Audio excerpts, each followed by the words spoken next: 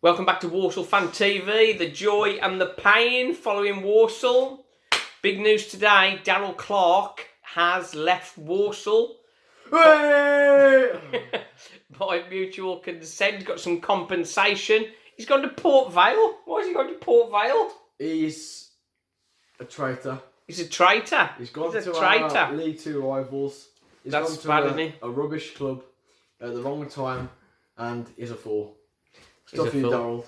Daryl. On the recent live streams we do for every match, there's been a lot of criticism of Daryl Clarke, and I think the fans have been turning against him. Perhaps he knows that, and I am sure that Lee Pomlett has been putting him under a lot of pressure. Yeah, and thank God he has, because now he's bugging off. Because Walsall haven't progressed since last season. We were 12th, then they finished the season last season. Walsall on a great run, expected to really sort of push the topper echelons of the division this season, and it's just not happened. And Daryl Clarke is the man responsible for all that. And if Walsall didn't make the playoffs this season, he potentially was going to get fired. Yeah, so good on Pomlett. hopping over for a new contract with Port Vale is the easy way out, rather than sort of battling it through and trying to turn Walsall from a draw specialist into a team that can challenge for the playoffs.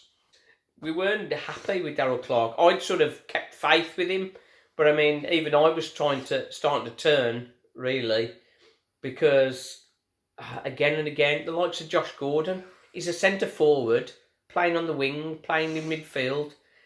He's never in the box, and that's only down to Daryl Clarke. And what's gone on with Cameron Norman?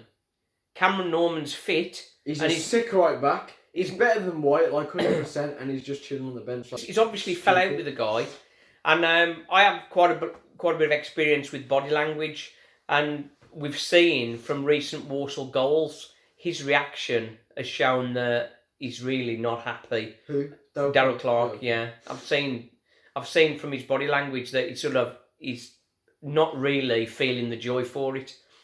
Obviously, he'll be disappointed that Adebayo and Zach Jules had to be sold. But you can whinge all you like, Daryl Clarke. You were failing in your role as Walsall manager to get us back into League One. And in some ways, he saved Lee Pomlett a job of sacking him at the end of the season because he was failing as a manager. On the live stream, we've had people say it's easy to get out of League One. Whether it's easy or not, I don't know. But you need a set system that you stick to so everybody knows the roles. And was that the case with Walsall? No. No. Changes the team every 5 minutes. Every game he changes the team to suit the opposition instead of setting out his stall. This is what we do. This is what we're at.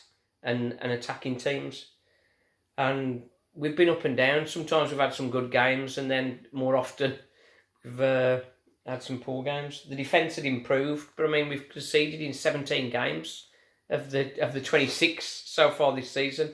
So that's not progression either. And we're not scoring. Recent games, we've hardly created any chances. Against Mansfield, we only had one shot on target. That's not a team. That's not a team that's going into the playoffs, is it? No. So I think, even though it's disruption, I think it's good news.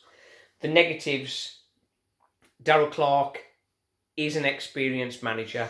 It is going to disrupt the playing staff, and perhaps will be used as an excuse if Walsall don't make the playoffs, which it's looking increasingly unlikely. Do you know Daryl Clarke brings players in like he did to Walsall? Do you reckon he'll do that to Port Vale? Yeah, he'll be signing Sinclair and James Clarke, would he? What about Holden? Well, Holden's on contract, so he's not going to get rid of him. That's good. But yes, I suppose we've got a lot of players out of contract at the end of the season, so that is a concern already.